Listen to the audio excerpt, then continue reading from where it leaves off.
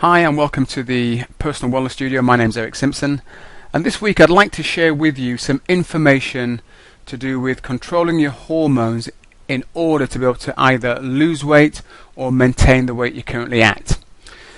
Now, I've been involved in health and fitness now for over 20 years, helped literally thousands of people to get into better shape, and the information I'm going to be sharing with you today, if you take it on board and use it, it can make the difference. Quite literally, it can make the difference.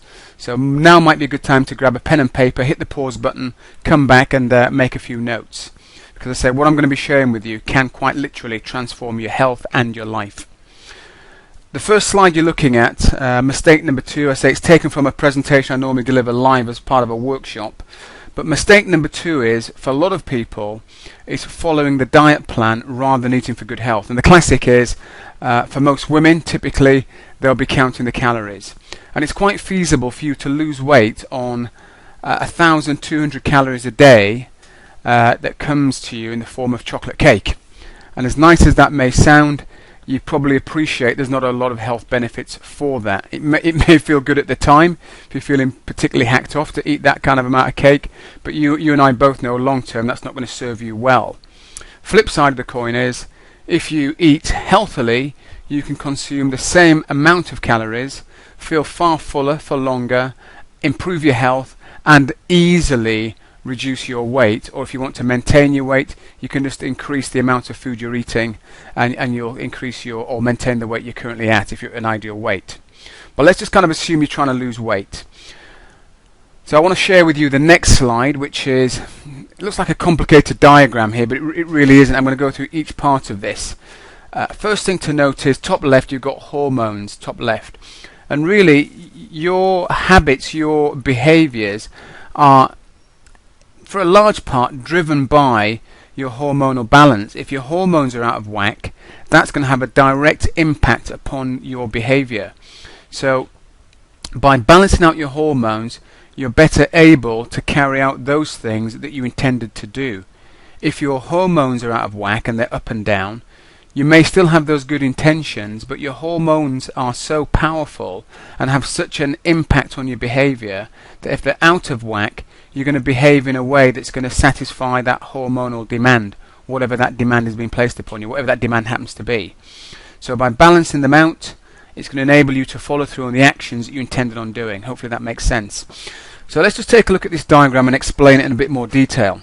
So starting off at the bottom left-hand corner, you have your fat cells.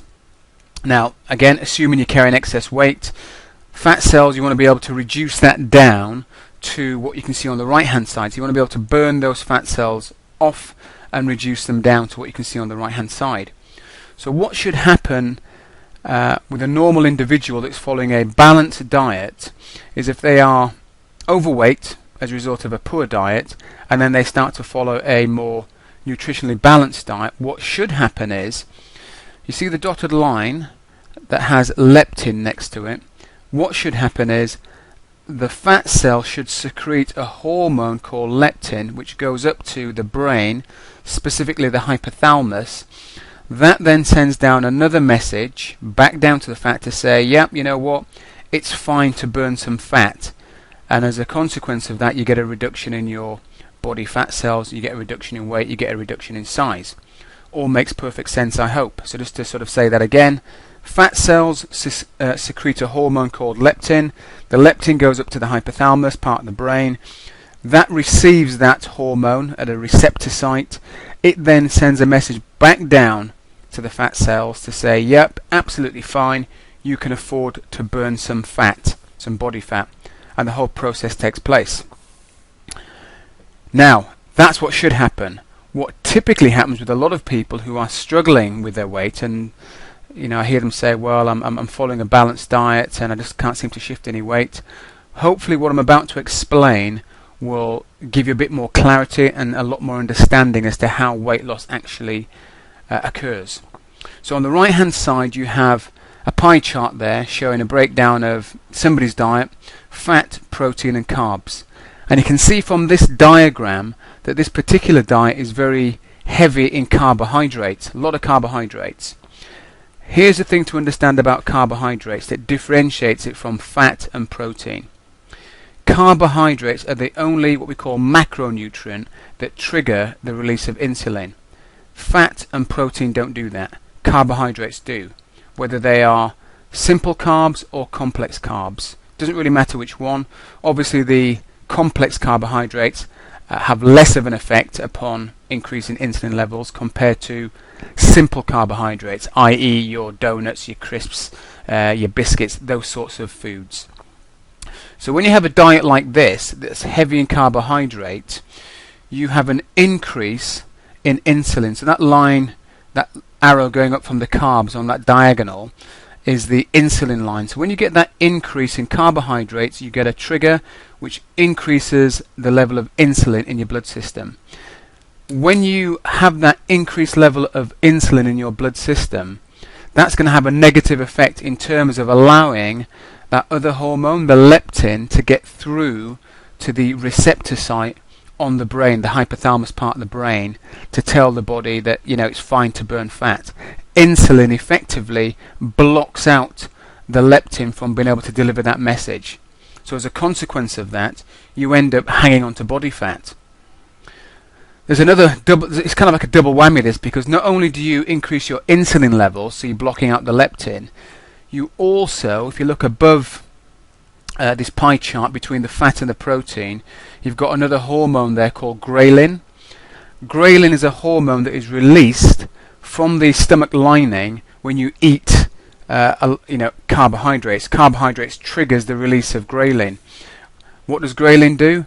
Ghrelin triggers the appetite to want more carbohydrates. So you're now on this vicious cycle of high carbs, high insulin, can't get leptin through, can't burn fat, but actually I want more carbohydrate. So I want more carbohydrate because my appetite's now been spiked.